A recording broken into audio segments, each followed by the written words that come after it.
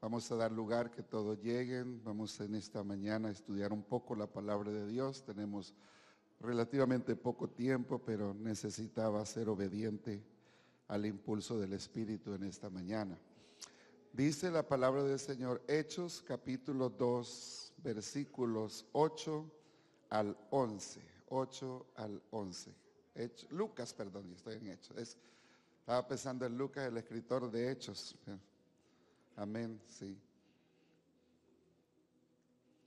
Yo siento que ya me estoy volviendo viejo, ya, así que vayan acostumbrándose. Sí. Vayan acostumbrándose.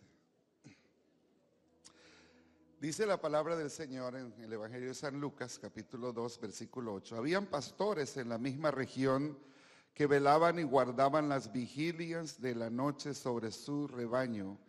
Y he aquí se les presentó un ángel del Señor, y la gloria del Señor los rodeó de resplandor y tuvieron gran temor. Pero el ángel les dijo, no temáis, porque he aquí os doy nuevas de gran gozo, que será para todo el pueblo. Todos el versículo 11, que os ha nacido hoy en la ciudad de David un Salvador, que es Cristo el Señor. Una vez más el versículo, que os ha nacido hoy en la ciudad de David un Salvador, que es Cristo el Señor. Pueden sentarse, hermano, ya oramos. Sí. La temporada navideña significa diferentes cosas para muchas personas. Por ejemplo, según la tradición, esta temporada es donde se celebra el nacimiento de nuestro Señor Jesucristo. Para la mayoría de personas también es una época de festejos, regocijo, borracheras, comidas con familias y amigos. Bueno, es una temporada alegre. Lamentablemente muchos van a perder su vida en estos tiempos porque van a pasarse con las copas. También es una temporada de regalos, de la temporada, antiguamente, hoy ya no tanto, ¿no? Pero antiguamente a los niños se les hacía creer que Santa Claus les traía juguetes, les traía regalos. Ya hoy los niños ya no son tan ignorantes de esas cosas y ya saben, ¿no?, que eso no es real, que son sus papás los que le compran eso. Pero es terrible ir hasta los moles ahorita en este tiempo. ¿Por qué? Porque están abarrotados, las tiendas están abarrotadas y todo mundo, hermanos, se contagian, ¿verdad? Todo mundo se contagia. Entonces, para otros es la temporada, para los comerciantes, significa la mejor temporada del año para ganar dinero. De hecho, sé de algunas empresas que en el mes de diciembre ganan toda la ganancia de todo el año. Así que para ellos es importante, creo que quizás por eso se gastan millones de dólares en la propaganda. Les ponen cánticos, les cambian toda la tienda, en fin, le borbandean a la persona para que se contagie supuestamente de ese espíritu navideño. Pero ¿es eso lo que realmente significa Navidad? Una reunión familiar, un tiempo para tomar y comer con la familia, con los amigos. ¿Es eso lo que significa Navidad? El comprar cosas, regalar cosas. ¿Es eso la Navidad? Podemos preguntarnos, ¿es eso lo que realmente se celebra en la Navidad? Y eso quiero explicárselo rápidamente, hermanos, lo que significa la Navidad. Pero déjenme explicarles también algunas cosas, hermano, algunas verdades sobre algunas costumbres relacionadas con la Navidad que se celebran en este tiempo. Y lo digo esto a manera de información, no a manera de crítica. No quiero criticar a nadie en este día, simplemente quiero compartir rápidamente alguna información que creo que es importante que como hijos de Dios, aquellos nuevos quizás lo puedan entender. En primer lugar, hermanos, la celebración del nacimiento de Jesús. Se cree que esta fecha, el 25 de diciembre, es el día en que nuestro Señor Jesucristo nació. Pero es bueno saber que los primeros cristianos no le dieron importancia al nacimiento de nuestro Señor Jesucristo. El libro de Hechos, por ejemplo, encierra los primeros 35 años de la historia del cristianismo. Y si usted lee esos 28 capítulos de Hechos, no va a encontrar en ningún momento donde dijera o se dijera ahí los apóstoles se reunieron para celebrar Navidad, o los apóstoles se reunieron y la iglesia se reunió para celebrar el nacimiento del Señor Jesucristo. Si bien es cierto, hermanos, que es un evento importante, como lo vamos a ver en esta mañana, en la Biblia no se le da tanta importancia a los nacimientos de las personas. Si usted ve o lee el Antiguo Testamento y el Nuevo Testamento, va a encontrar solo 2 cumpleaños que se mencionan ahí. Solo 2 cumpleaños. Y los 2 cumpleaños, uno es el cumpleaños de Faraón y el otro es el cumpleaños de Herodes. 2 hombres malos. 2 hombres en cierta manera. Uno porque oprimió al pueblo de Israel y el otro porque fue el que le decapitó, el que le quitó la cabeza al gran profeta, al mayor de todos los profetas, Juan el Bautista. Pero de ahí a ningún personaje importante, ni a Abraham, ni a Moisés, ni a David, ni a Salomón, que Salomón era un hombre que le gustaba celebrar en grande las cosas, no se dice, y Salomón hizo un gran banquete, no, nada de eso. Si vamos al Nuevo Testamento, en los Hechos no encontramos ninguna celebración, ni tampoco en las epístolas que hubiera una alusión a que se celebrara o a que se festejara el nacimiento de nuestro Señor Jesucristo. Tampoco en el siglo II, imagínense después lo que se conocen como los padres de la iglesia, que vienen siendo los discípulos de los apóstoles, ellos tampoco le dieron importancia a la celebración del nacimiento de Cristo, porque para ellos consideraban que las festividades de cumpleaños eran una forma de practicar, de traer a la vida de ellos prácticas paganas. Eso era lo que se consideraba en el siglo II. En la Biblia no se menciona nada entonces de la celebración. Entonces no hay un ejemplo, un mandamiento, algo, no. La Biblia dice que debemos de celebrar la muerte del Señor. Amén, eso es lo que debemos de celebrar. La Biblia nos dice que debemos de celebrar la resurrección del Señor. ¿Por qué? Porque son cosas relevantes para la vida cristiana. Si Cristo no hubiera muerto ni hubiera resucitado, nosotros estuviéramos perdiendo el tiempo aquí. Mas gracias a Dios que la tumba está vacía. Amén, gracias a Dios que la tumba está vacía. Y porque Él vive es que nosotros también vivimos. ¿Alguien puede decir amén? Ahora, ¿por qué la fecha del 25 de diciembre? La primera mención de la fecha del nacimiento, hermano, según la Biblia, es muy poco probable que Jesús hubiera nacido el 25 de diciembre. Es más, hay un 99.9% de que Jesús no nació esa fecha. ¿Por qué decimos esto, hermanos? Por las evidencias de la Biblia. Ahora, la primera mención de la fecha del nacimiento de Jesús, el 25 de diciembre, se encuentra en un libro de Hipólito de Roma, un sacerdote que me hace mención. Y este libro fue escrito en el siglo III, después del año 312. En el año 312 se legalizó el cristianismo y vino a ser la religión oficial del Imperio Romano. En esa misma fecha, aunque ya habían venido pues estableciéndose las bases, pero en esa misma fecha, al legalizarse y al hacer del cristianismo la religión oficial del Imperio Romano, Constantino mandó que todos los que trabajaban para las agencias gubernamentales tenían por ley que hacerse bautizar o hacerse cristianos, tomar una declaración de fe. A eso, hermano, muchas personas se convirtieron al cristianismo, pero en realidad nunca tuvieron un nuevo nacimiento, no experimentaron. De hecho, la historia nos dice que ni el propio Constantino se convirtió, sino que fue una movida política simplemente para congraciarse con el pueblo. Pero fue entonces, hermano, a partir del año 312, cuando Constantino promovió la celebración del nacimiento de Jesús el 25 de diciembre, y esto lo logró con el apoyo del Papa Julio I, que establecieron esa fecha. Entonces esa fecha no la estableció la Biblia, no la estableció el apóstol Pablo, no la estableció nuestro Señor Jesucristo. Esa fecha la estableció, podemos decir, un hombre pagano que no tenía temor de Dios.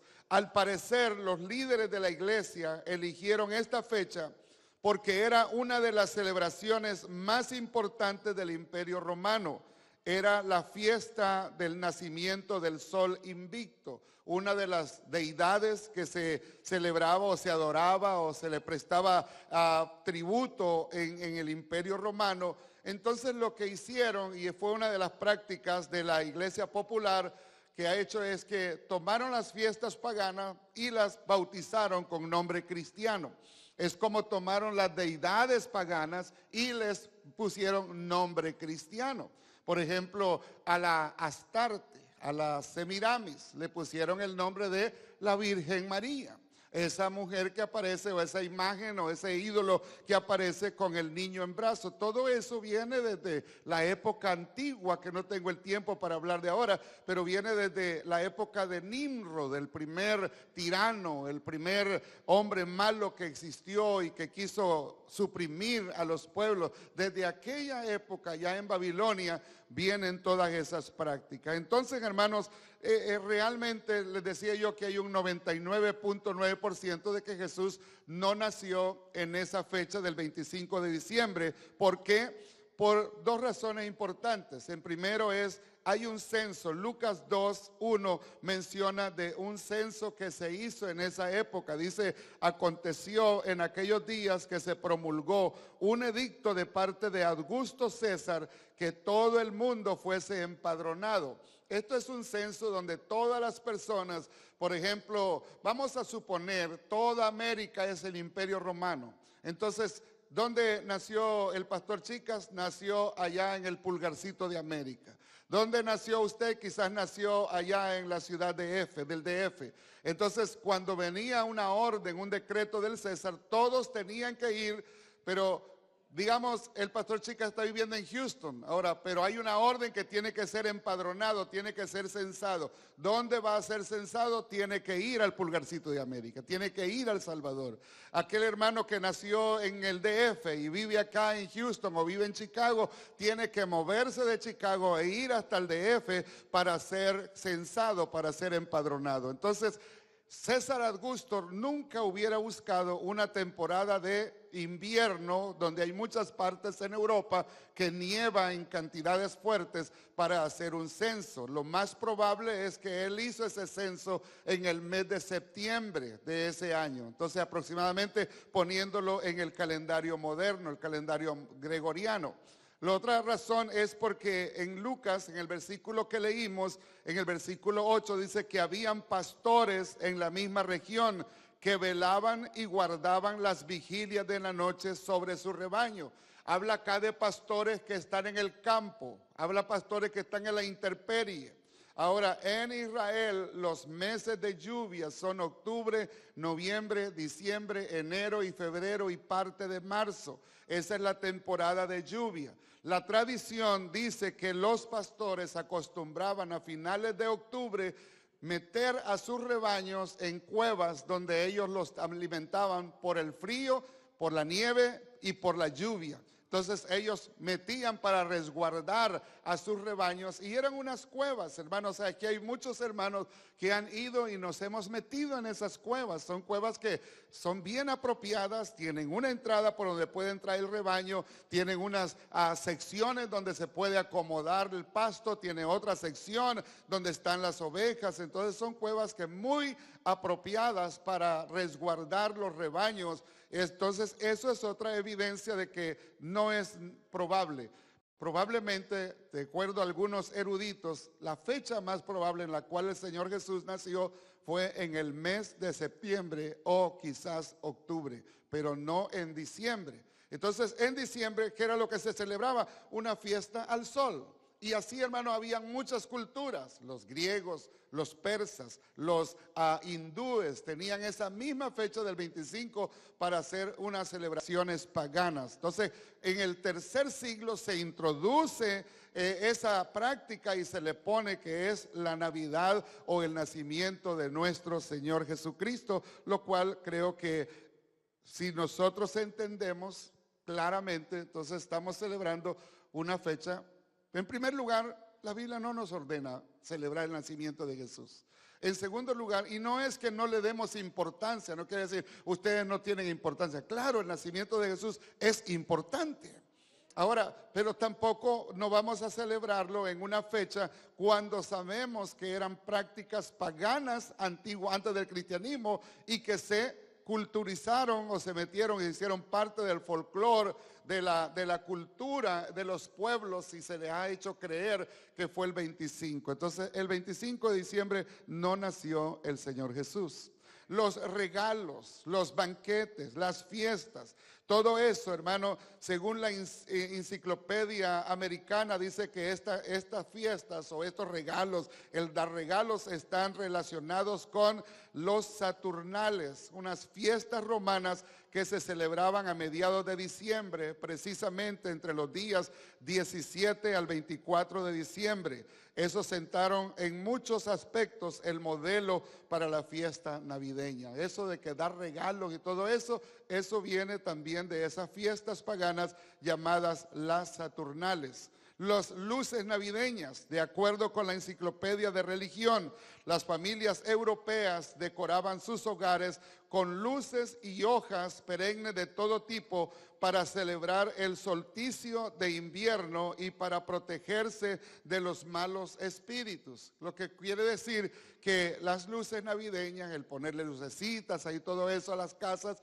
todo eso es parte de la cultura de los pueblos europeos, especialmente en el norte de Europa, lo que hoy se conoce como Alemania. Ellos tenían esa costumbre porque eran muy supersticiosos a los espíritus. Halloween viene de eso también, de esa tradición. Entonces vemos que en realidad todo eso tiene una relación con el paganismo. El árbol de Navidad, según la enciclopedia británica, señala que el culto a los árboles era común entre los europeos paganos y sobrevivió a la conversión de estos al cristianismo. Es decir, cuando se convierte en ellos, el árbol no desaparece, sino que lo introducen. Una de las prácticas derivadas de este culto es colgar un árbol de Navidad en la entrada o en el interior de las casas durante las fiestas invernales. Por eso de ahí vienen todas esas costumbres.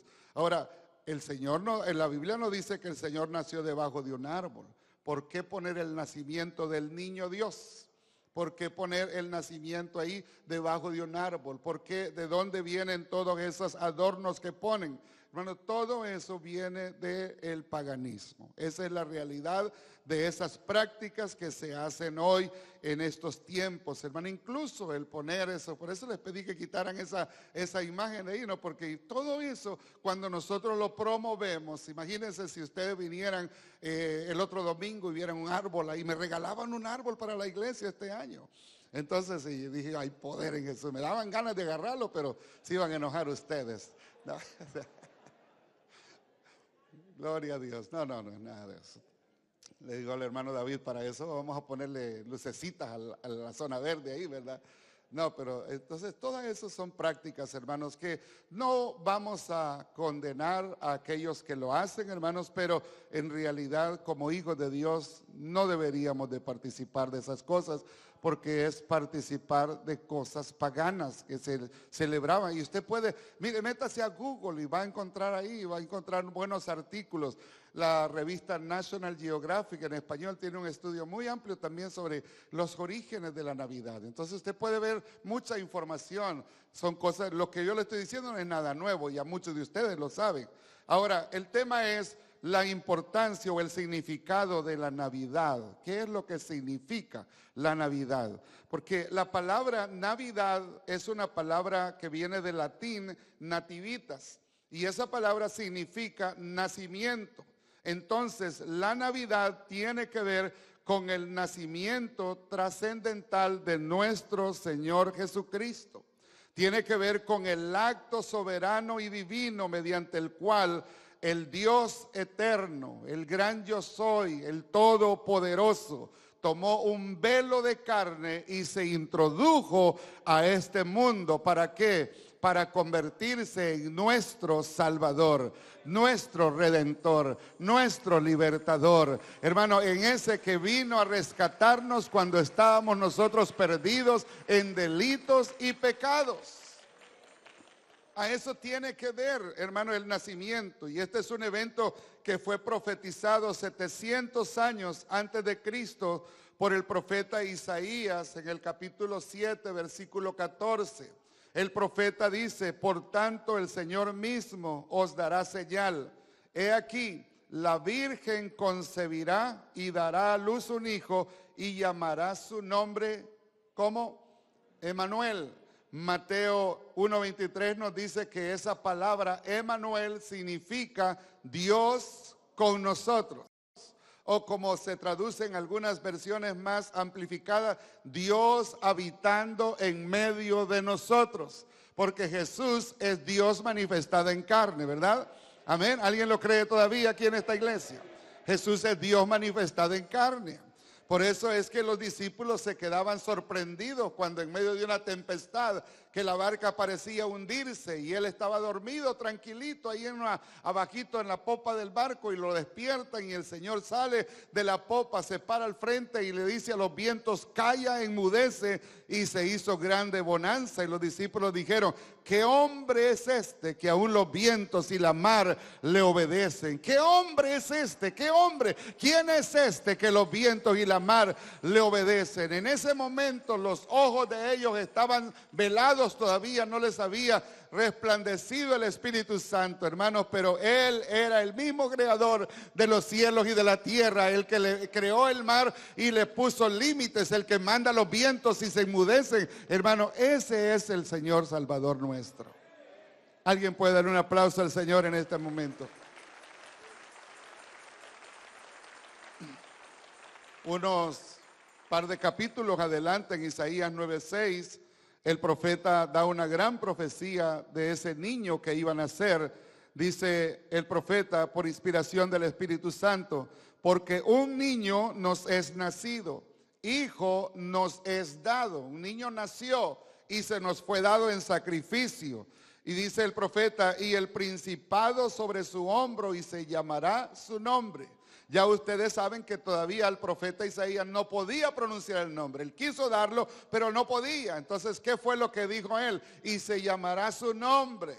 Se rascó la cabeza y dijo: pero ¿qué doy? No lo puedo, no sé cuál es el nombre. Entonces dio los atributos que iban a estar involucrados en ese nombre. Y se llamará su nombre Admirable. Sí, Él es admirable. Consejero, Él es el mejor consejero que hay. Dios fuerte, no hay otro como nuestro Dios. Padre eterno, Él es el creador de todas las cosas y Él es el príncipe de la paz. Todo eso lo tiene el niño que nació, el hijo que nos fue dado. Entonces el profeta Miqueas en el capítulo 5 versículo 2 dice que ese niño iba a nacer en Belén. Y tú, Belén Efrata, de ti me saldrá el que será el libertador de Israel. Entonces estaba dicho anticipadamente. Entonces, como podemos ver, este niño que nació y que nos fue dado no es cualquier niño, sino un ser muy especial. Alguien de quien el mismo Abraham profetizó cuando iba subiendo el monte Moriah, la colina del monte Moriah, con su hijo Isaac, y su hijo le pregunta: Padre mío, he aquí la leña, he aquí el fuego, mas ¿dónde está el sacrificio?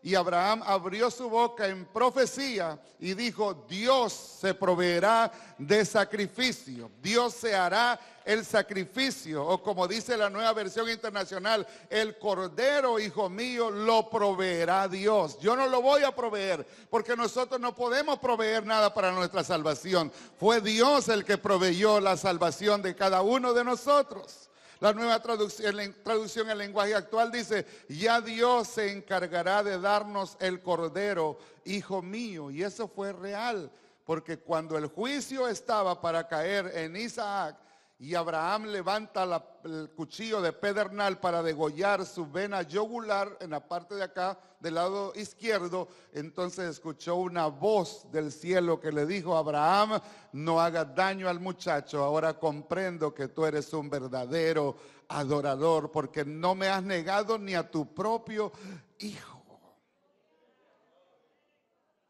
Abraham lo dio todo. Abraham lo dio todo. ¿Y nosotros lo hemos dado todo? Es una pregunta que siento decirla. ¿Lo hemos dado todo o no lo estamos dando todo a nuestro Dios?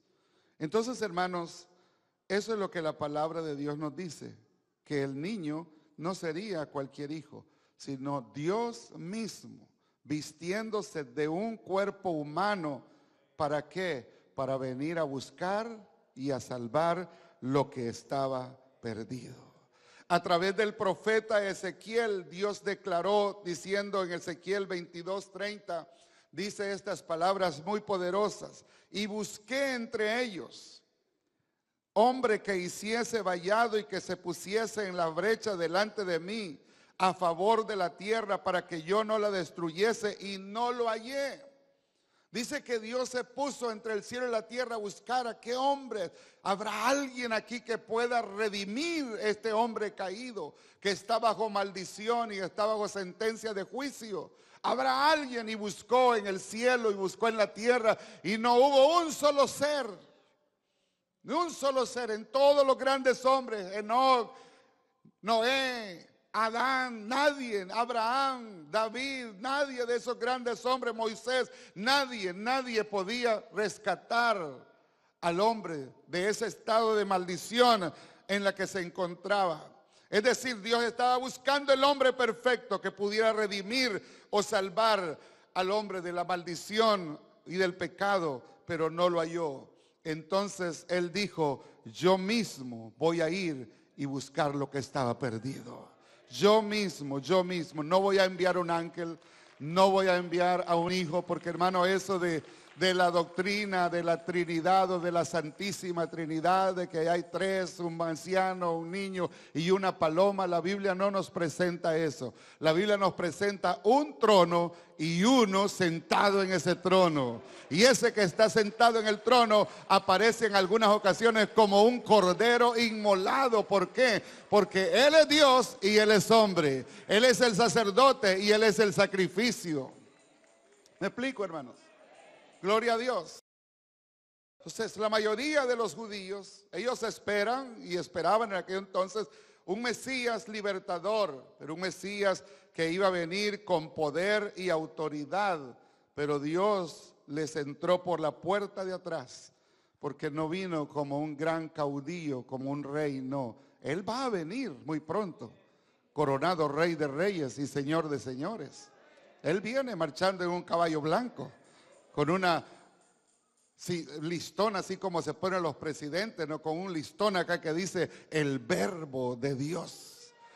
Y en su muslo el testigo fiel y verdadero, el amén, el testigo fiel y verdadero. ¿Cómo va a ser ese día cuando el Rey de Reyes venga marchando con poder y gloria? Hermano, yo no se los puedo explicar en esta mañana, pero una cosa sí les digo, es que si le somos fieles a Dios, nosotros vamos a venir marchando con Él ese día glorioso, cuando Él venga a ponerle fin al periodo de los gentiles y entre triunfante a la ciudad de Jerusalén como Rey de Reyes y Señor de Señores. ¿Alguien puede decir gloria a Dios? Pero en su venida Él entró por la puerta de atrás. Entró por la puerta de atrás como un humilde. Y el apóstol Pablo en Filipenses capítulo 2, versículo 5, versículo del 5 al 8, él dice estas palabras: haya pues en vosotros este sentir que hubo en Cristo Jesús, el cual siendo en forma de Dios. Y la mejor traducción de esa palabra, de esa frase, en forma de Dios, es por naturaleza Dios, porque Él es Dios.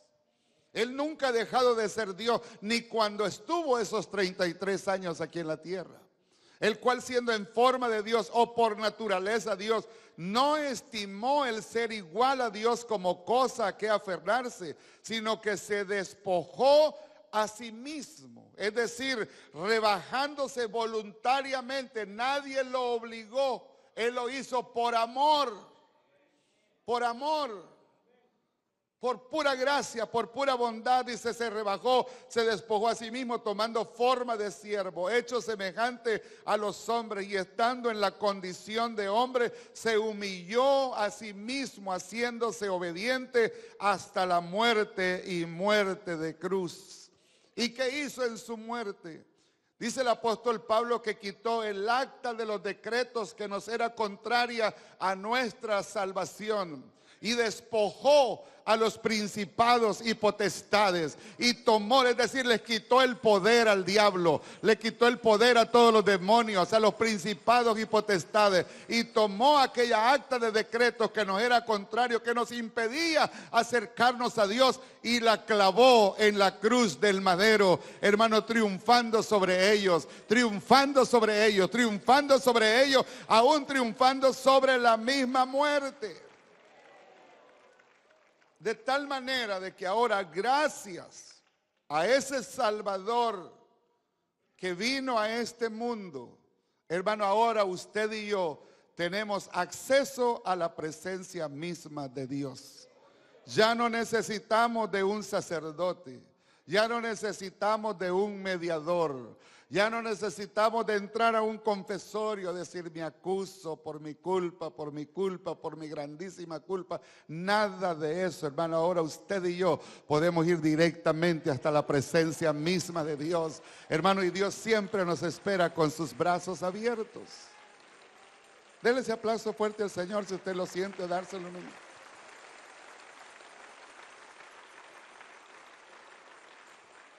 Y mira, hermanos, en estos últimos 5 minutos les digo lo siguiente: este Salvador no es cualquier ser, es la manifestación del Dios eterno, del Todopoderoso, que vino a buscarnos para salvarnos. Dios se engendró en María mediante el poder de su propio Espíritu, por lo cual la sombra del Omnipotente vendrá sobre ti, y el santo ser que nacerá será llamado Hijo de Dios. ¿Por qué? Porque Dios, mira el poder de Dios que se introdujo en la matriz, en el vientre de María. Y dijo alguien, hermano, que Dios desde que creó a la mujer ya sabía el plan de salvación. Porque curiosamente la sangre sucia, pecadora de la mujer no se puede contaminar con el ser que es engendrado en su vientre. El pecado se transmite tristemente a través de nosotros los hombres. Somos nosotros los que transmitimos todos los genes, todo el ADN se transmite de nosotros los hombres hacia la siguiente generación. De ahí es importante que el hombre decida consagrar su vida al Señor, Porque es a través de nosotros que viene, hermano, la bendición o la maldición a la siguiente generación. Entonces, cuando ese ser Dios se introduce mediante el poder de su Santo Espíritu, hermano, para realizar la concepción, el que nació de la naturaleza humana, él vino a nacer de esa naturaleza para ser 100% Dios y 100% hombre. Es decir, él era divino y humano. Muchos años más tarde, al narrar la historia, el apóstol Juan dice: en el principio era el verbo, y el verbo era con Dios, y el verbo era Dios. Y aquel verbo se hizo carne y habitó entre nosotros, y vimos su gloria, gloria como la del unigénito del Padre, lleno de gracia y de verdad. Y aquel verbo que era con Dios y es Dios, se hizo carne. ¿Para qué se hizo carne? Para buscar y salvar lo que estaba perdido. Por eso es que, volviendo al texto que leímos, dice que habían pastores, Lucas 2:8, habían pastores en la misma región que velaban y guardaban las vigilias de la noche sobre su rebaño. Y aquí se les presentó un ángel del Señor. Mire qué linda experiencia. Un ángel del Señor, y la gloria del Señor los rodeó de resplandor, y ellos tuvieron gran temor. Pero el ángel les dijo: no temáis, porque aquí os doy nuevas de gran gozo. Nuevas de gran gozo, que será para todo el pueblo, que os ha nacido hoy en la ciudad de David un Salvador, que es Cristo el Señor. Si la verdadera Navidad tiene que ver con ese acto de misericordia de Dios hacia nosotros los pecadores.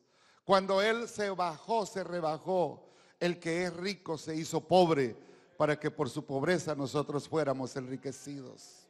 El que es santo se hizo pecador, no que cometió pecado, pero se hizo pecado para podernos redimir a nosotros. Él vino a ser nuestro pariente cercano, el que pudo pagar el rescate.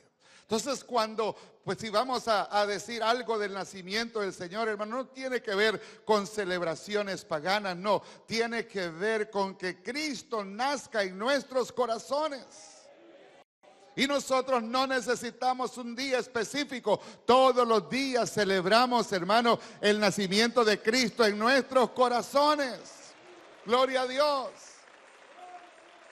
Él ha nacido en nuestros corazones. Y ahora ya no estamos en tiniebla, estamos en luz, porque Él es luz. Ya no estamos en pecado, porque Él nos ha redimido de la maldición del pecado.